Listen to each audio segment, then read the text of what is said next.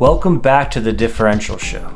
On today's episode, I will go over the fixture run for attacking and defending for weeks 10 through 17.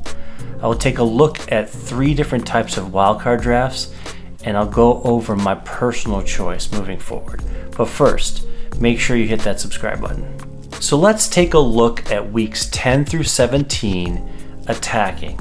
So we can first start off with just eliminating some teams we would want no part of, which would be like Fulham, Burnley, unless you're looking at Foster as like an 8th attacker. Forest, we just have too many good midfielders to consider anyone on that team. And Crystal Palace, as they really have no attacking threat at all. So if we go back up to the top and we look at the first team, Arsenal, we should be really trying to attack that team. And what we know so far is we have Saka. He may or may not be on penalties. It just depends on what he feels that day.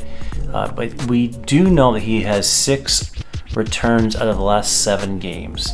To me, if we're looking to do a wildcard draft, I would think he would be pretty essential just based off they have the best attacking run.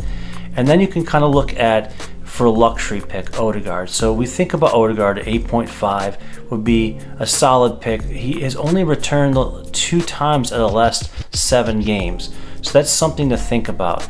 He plays a little further deep, and that's a lot of money to invest in someone that only has 2 returns. So if we kind of move down and look at Brighton, who actually will be starting for Brighton? That's really the question mark. They have a lot of injuries, so we know Matoma has played every game besides the one where he came on at halftime and still got some returns, which was incredible.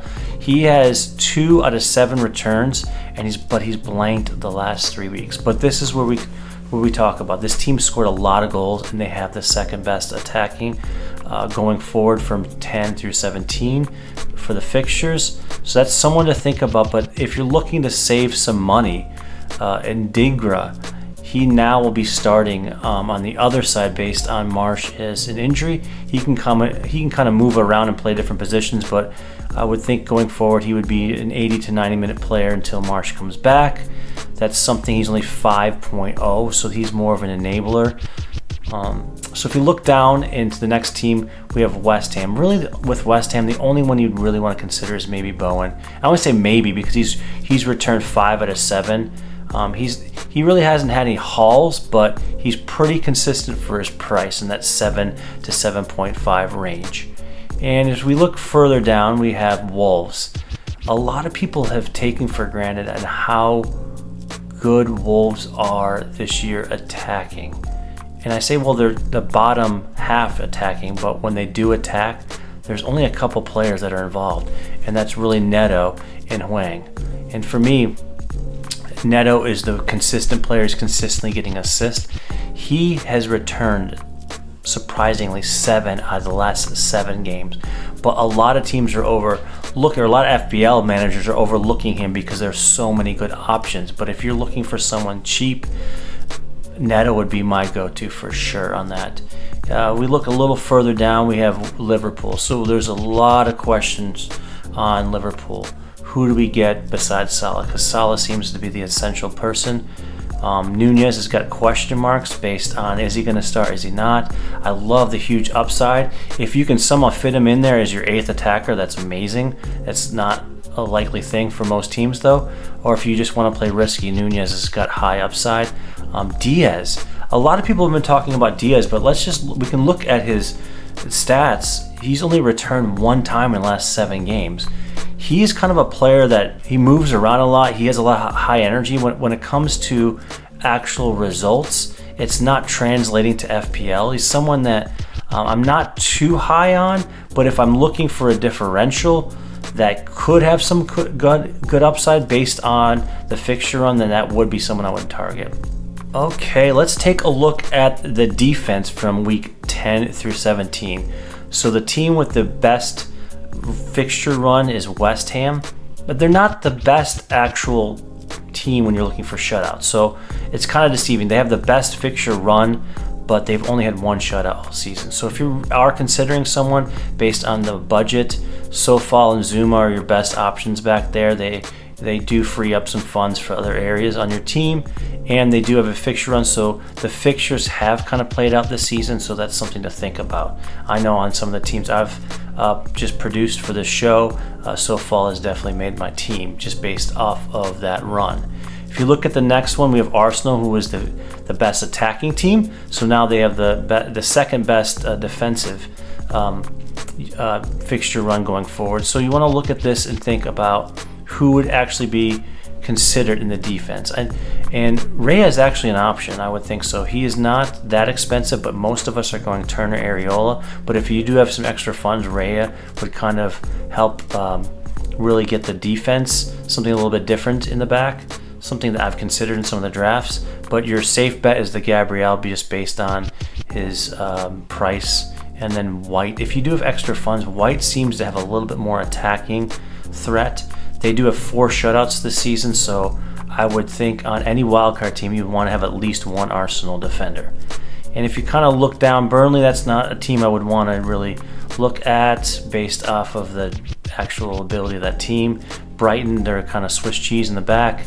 Liverpool, something to think about. They do have 2 shutouts this season, and Tsimikas is someone just based on price and probably going to start the majority of the games, even though Gomez may tuck in as a third defender if they decide to go with 3-4-3. But I would say Tsimikas as your 4th defender would be great, just at the 4.5 price range. And then the last team I would really consider, I would not say Bournemouth or Wolves, but Crystal Palace. They do have 4 shutouts this season. I love Anderson, and Gay is another, if you're looking for something a little bit cheaper, Gay, but Anderson is a 4th defender. He is in the top 5 for points this season for defenders. So just something to think about is he is a differential, and that's what the show is called. So we're kind of looking at some differentials. Let's take a look at my first draft here. This is a Haaland Salah draft, which a lot of us are going forward with in game week 10.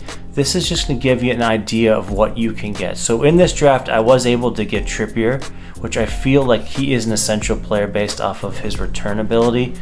And I was also able to get a second solid midfielder, which is Saka. So we'll just start in the back. Areola and Turner are pretty much in most teams, just based off of their enabling other players to get in because they're so cheap.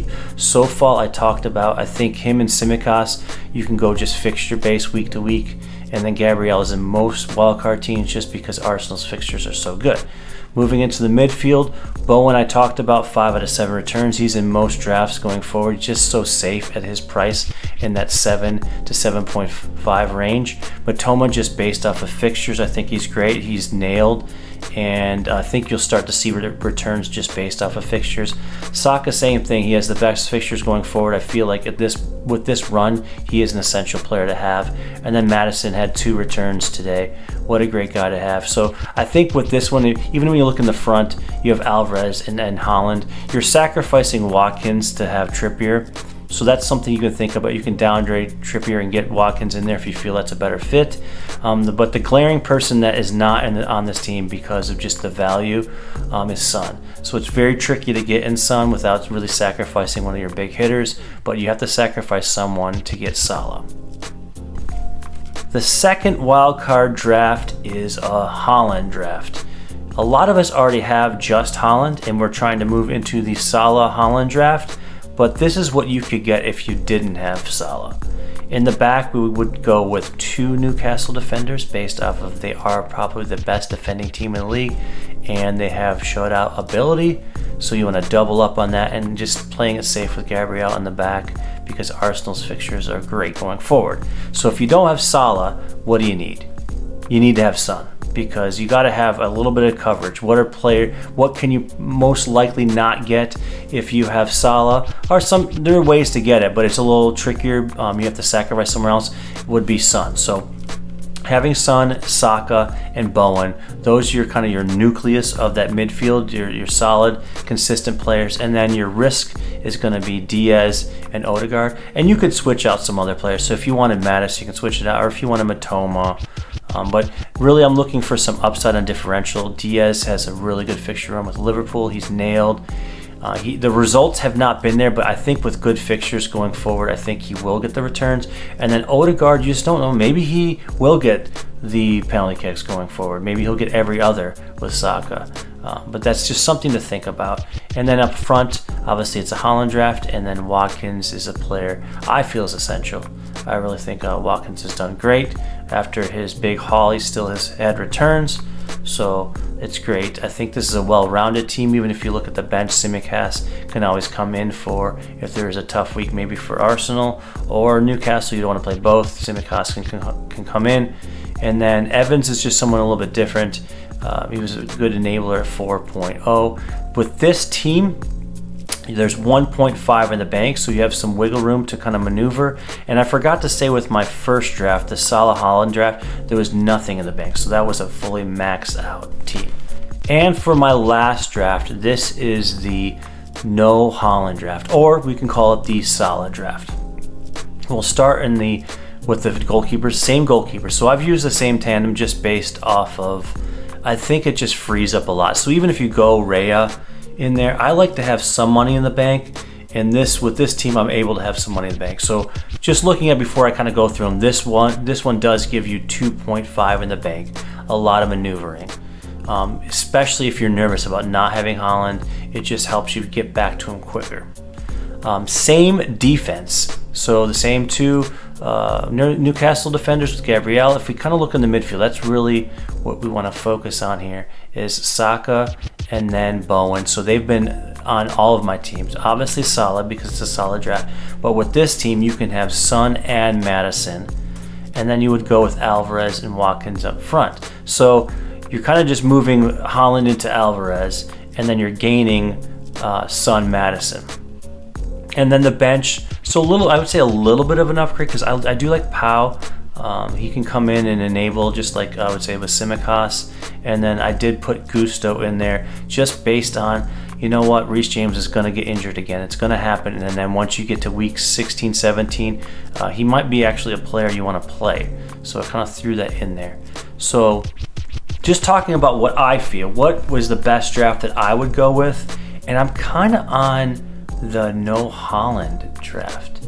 It's something that came to me today because I really was trying to figure out Haaland and Salah draft. What's the best one? But I think people are going off Son, Maddison, but maybe they won't after this game to try to get Arsenal. But with this, I can get Arsenal and the two attackers that I want from Spurs. Still have Bowen is my lowest end mid who is amazing, 5 out of 7 returns, and have Salah. And really, I have players that I could captain if Salah has a tough fixture. I have Son and I have Saka and even Watkins. Something to think about. 2.5 in the bank. I could even upgrade. I could tinker around and even bring in Trent if I wanted to. I don't think it's essential. Like I said, I think he's overpriced. But you could also put that into an 8th attacker to rotate. I don't see anyone you would rotate in this team, but something to think about. I love that I have the flexibility to kind of get back to Haaland if I need to within a couple moves. Well, that's it for this week, the wild card week, week 10. A lot of us are wild carding who didn't wild card in 8. Please make sure that you subscribe and give me a like. It really helps the channel out, and I will see you next week.